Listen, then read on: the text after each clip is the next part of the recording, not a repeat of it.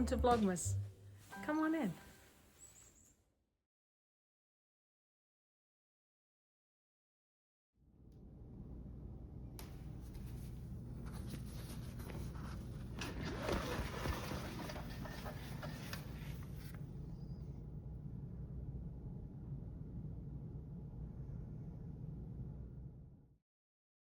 Good morning. Welcome to day 6 of Vlogmas. And I just wanted to say thank you so much to all the new viewers that have stopped on by and all the new subscribers. You're very welcome here. And I keep forgetting to introduce myself. I am Julie and I live in the northeastern part of the United States. And as you can see outside the window, it's the cold part with snow.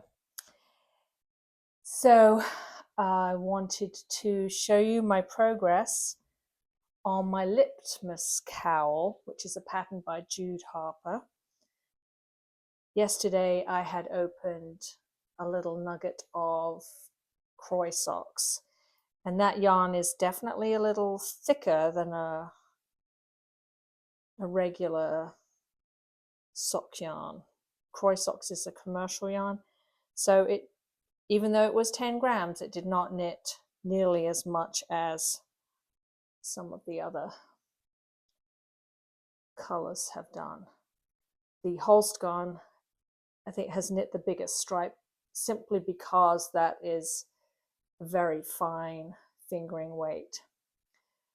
But I really like the way these two colors work next to each other. So I'm pretty happy with that. And here is the progress thus far.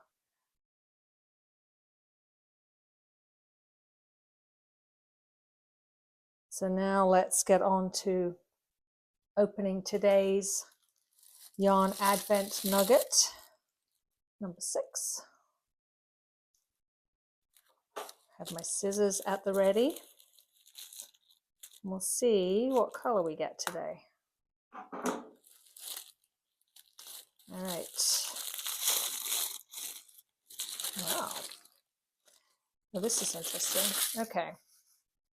So this is, as far as I remember, this is another Knit Picks. And I think, oh, is it though? No, it's not. It's another Holstgarn that came with this brown. So it's a very pretty muted orange color. And actually I do like blues and purples and oranges together. So when I was putting the advent together, maybe that was the method in my madness. I like blues and oranges together, especially in a garden with flowers. I lost a stitch. All right, so I think that'll be good. I'll add that one in, which means it'll probably be another longer stripe like the brown. So I'll get going on that today.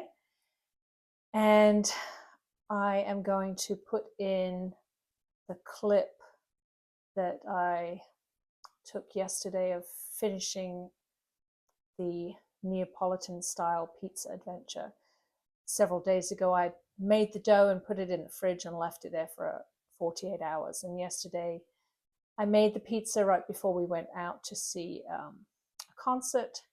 So I'll insert that footage right after this, and I hope you enjoy it. If you have any questions about the pizza, feel free to drop them in the comments section below. I'm certainly not an expert pizza maker. I'm learning and perfecting the dough, but it was delicious.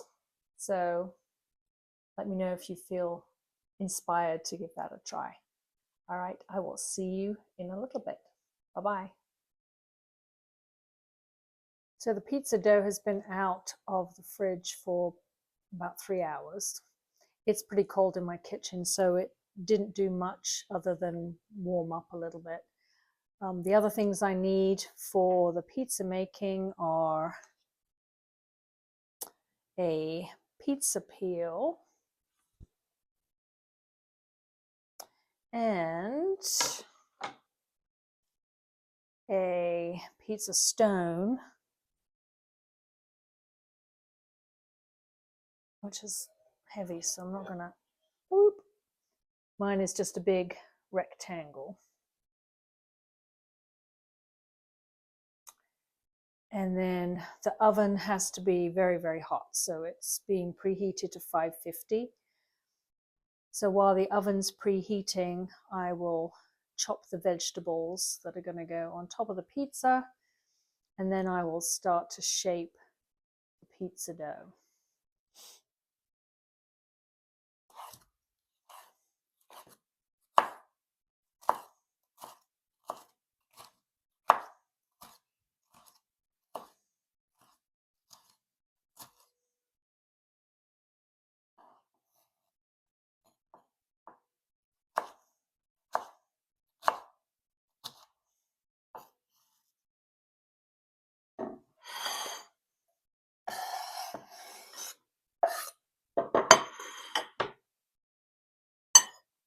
I'll just show you my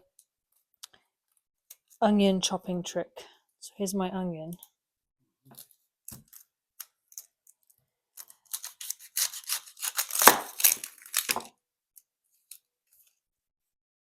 So I cut off the end. And the end with the root stays on. I slice it in half. Peel off the skin.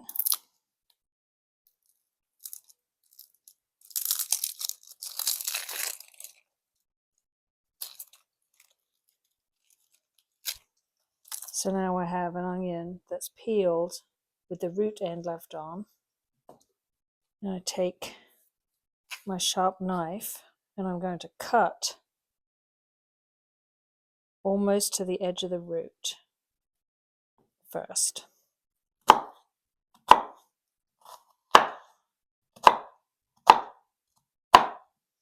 So I've cut this way.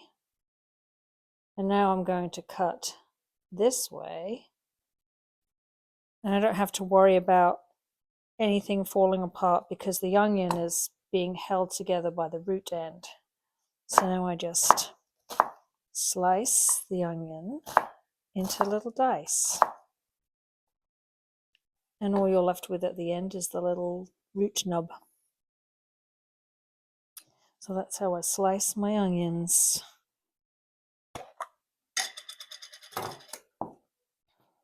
Now for some olives. Chop these up. Spanish olives. My husband likes a little bit of a kick to his pizza, and I do not.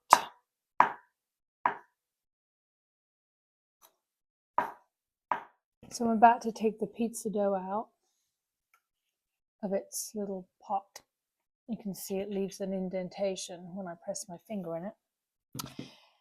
And I need to make 2 pizzas, so I'm going to divide my dough in half. So I have my trusty scale. And one of the things that I like to do is to put cling wrap over it before I weigh the dough.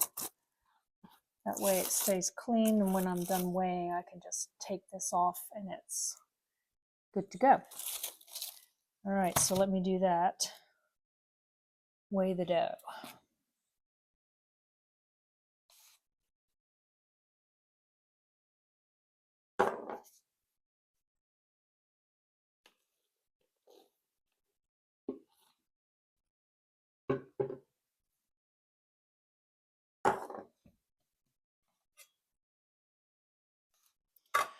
So first I need to know how much the entire dough ball weighs.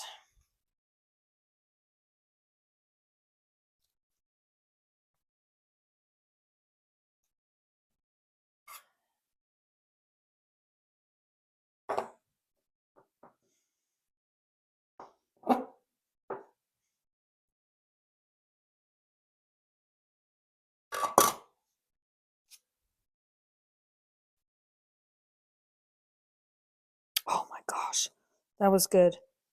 I have 388 and 389. I couldn't have planned that better if I tried.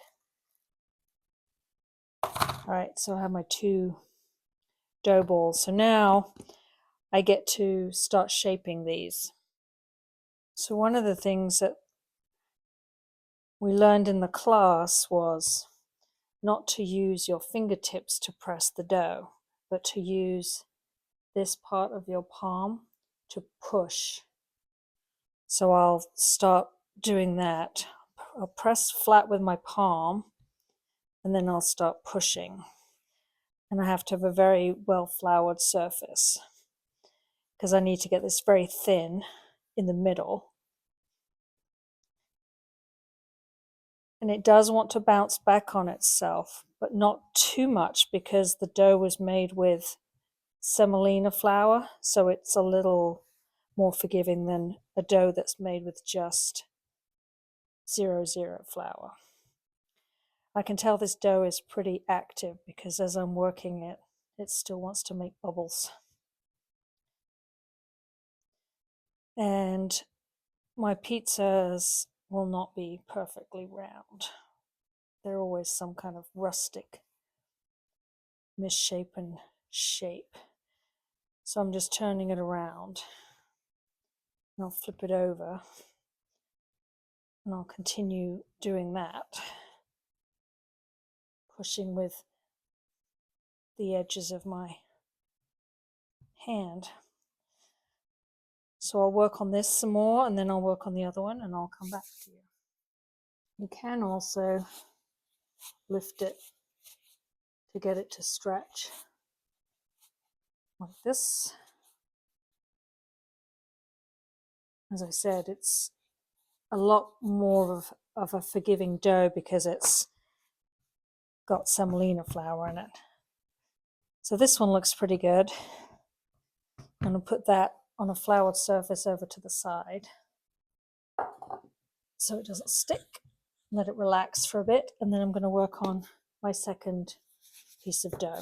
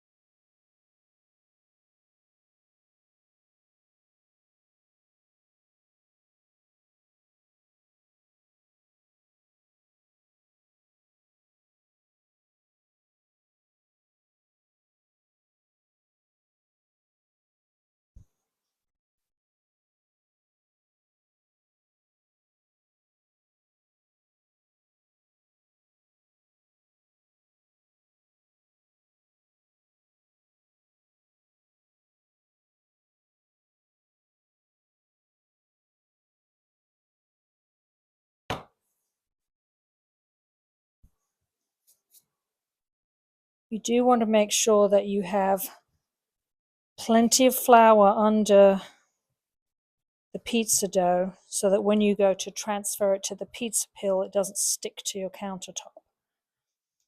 So don't be afraid to shove a lot of flour under there.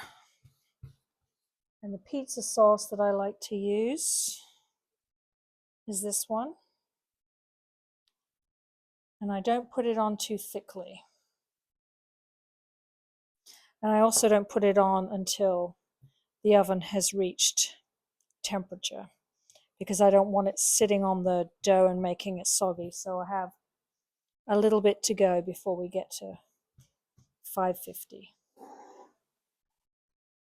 My oven is at 550 now, so now I'm going to put the sauce on sparingly.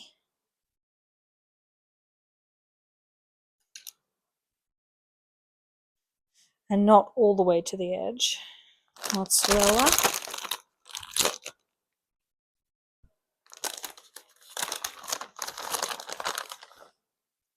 Also sparingly. Like this is not an American pizza. You don't want it piled high with too many toppings.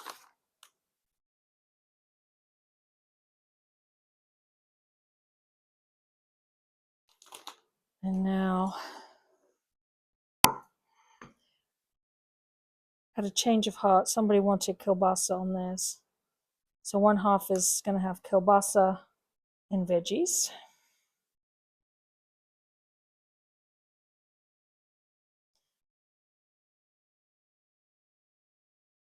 Red peppers, some onions,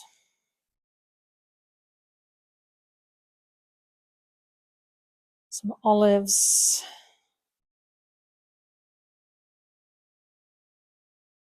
So this side with the kielbasa has probably too many toppings on it. As far as I remember, when we took the pizza class, like 3 toppings was the ideal. I don't like olives, so I won't put olives on my side. And then just a tiny little bit more mozzarella over that. The other thing is, if it's too heavy, it's not going to jiggle onto the pizza peel. So I'm going to put some semolina flour on the pizza peel now. Okay, so I have semolina on my pizza peel, and my pizza's ready to go. So it will, you just jiggle it under, and because I put plenty of flour underneath it, it's going to slide right onto the peel. It will get a little misshapen. So now we're going to go over to the oven. Beep, beep, Jim. Beep, beep, buddy. Open the oven door, keep your face out of the oven, and you're going to slide it right in. Just like that. And now we wait for 8 minutes.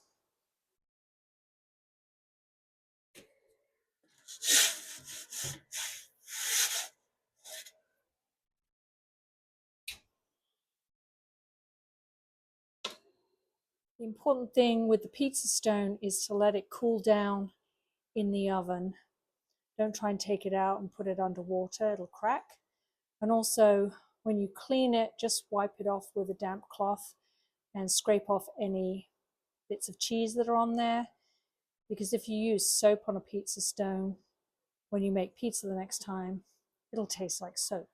So go easy on the cleaning. It'll start to develop a patina, which is what you want. All right, bon appetit.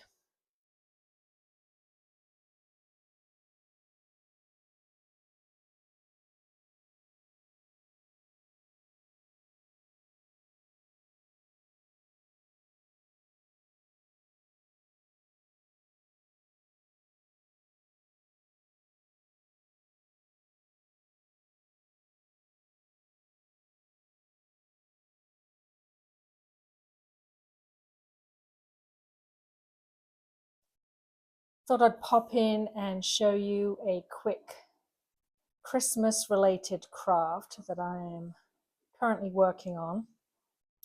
I'm making these in the kitchen just because my craft room has turned into the bookshelf assembly central, so there's literally no room to move in there currently. So if you can hear my washing machine, I apologize. So we're going to be making wax paper snowflakes. These are very simple to make, will be really great to make with any kiddos in your family. So all you need for this project is wax paper, a glue stick, a stapler,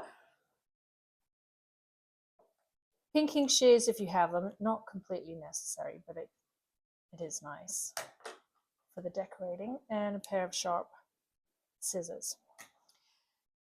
So I'll turn the camera around so you can see what I'm doing, and let's get making some wax paper snowflakes. So the first thing you need is a length of wax paper, anywhere between 4 and 5 inches. You can make these as large or as small as you like. That's way too big. So first tear off a strip of the wax paper. I'm going slowly because I don't want it to tear awkwardly. Okay, so I have a strip of wax paper. Next, I'm going to accordion fold the entire short length of the wax paper, and I'm going to make my accordion folds roughly 1/2 inch. This is really, a great activity for kids for fine motor skills. That's the teacher and me coming out. Just make sure that when you make your accordion folds, you press quite firmly into the creases. Again, you're just going, folding one way, flipping the paper over, and folding again, flipping the paper over. It's just like when we were kids and we used to make paper fans. That's all this is. That's all an accordion fold is. And it doesn't have to be super perfect. Mine are going a tad wonky, but that's okay, because if you remember, no two snowflakes are the same. Now, if you have a little bit left, like I do right here, you can go ahead and just trim that off. And then I'm also going to neaten up my edges. You can see where I've gone off kilter a little bit, so I'm just going to trim those.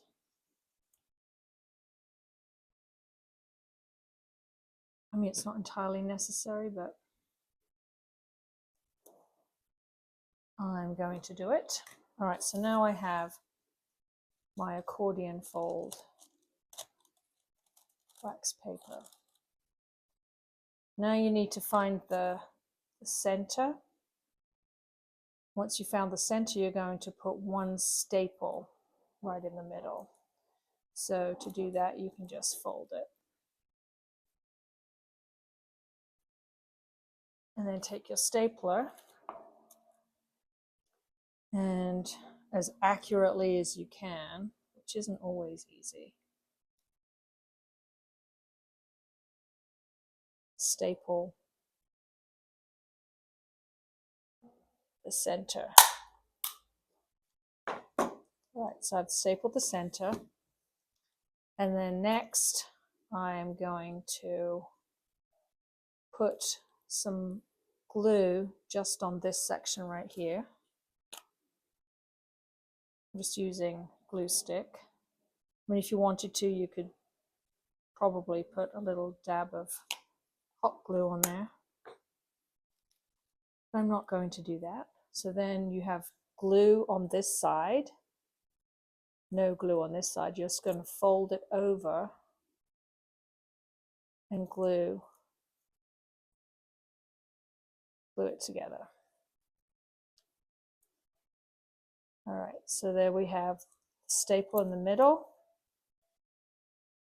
and this is held together with glue. So if you have pinking shears, you're going to cut with the pinking shears a little triangle here and here. So I'll go ahead and do that. Again, it doesn't have to be super accurate.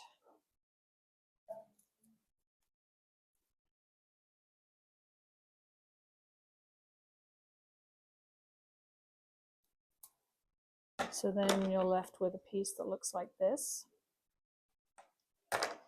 And now you're going to just use regular scissors and cut one little triangle down here and two little triangles up here. I mean, you can cut whatever shape you like, just like making paper snowflakes. Now, if you have kiddos working on this with you, this is where you might want to help them cut through those layers of wax paper. So they could do the accordion folding and the gluing, and you could do the cutting. So I have one triangle. I'm going to cut two smaller triangles.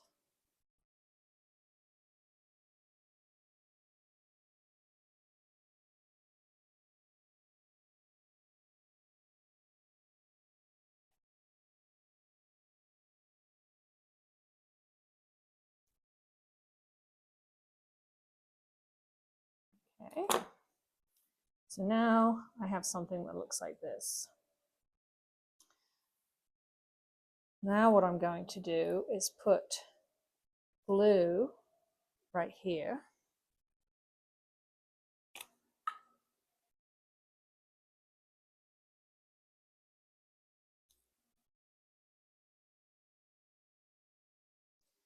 We used to say in the classroom, a little dab will do you. So younger kids love to squeeze the glue stick way up and smother things in glue, but you don't need that. A little dab will do you. So now you're going to carefully unfold your snowflake. This is like back in the 70s when you used to buy those paper Christmas ornaments that would come folded flat and you'd open them up. Same idea. So now I'm just going to get this piece with the glue attached to this piece that is not glued. So I'm just going to open it up. It's a little fiddly, but it's not too bad. And then attach those two pieces together. All right. Give them a press. And then you can sort of finagle it a little bit to make it look pretty. And there you have it, a wax paper snowflake. And then what you can do is add a pretty piece of ribbon or metallic string and hang these up on the tree or make a whole garland out of them. Here's another one I made. But these are super easy to make and a fun activity to make with kids. And I will totally credit one of my favorite crafting websites, which is Anne Wood Handmade. I found her instructions for making these on her website. So if you haven't already looked at her website for all kinds of crafting ideas, sewing ideas, paper craft ideas, head on over there and take a look. So there you have it, pretty little snowflake. Thank you again for joining me for day 6 of Vlogmas. Hope you enjoyed what I was getting up to today. And I wanted to end by thanking Dawn of Dawn's Day Vlog for giving me a shout out on her channel. And if you haven't watched Dawn, she is also doing Vlogmas over on her channel, and I will link that below. She's absolutely delightful, and it's just nice to spend time with her. You feel like you're just hanging out with a friend. So go ahead and give Dawn a watch, and I will see you tomorrow for day 7. Bye.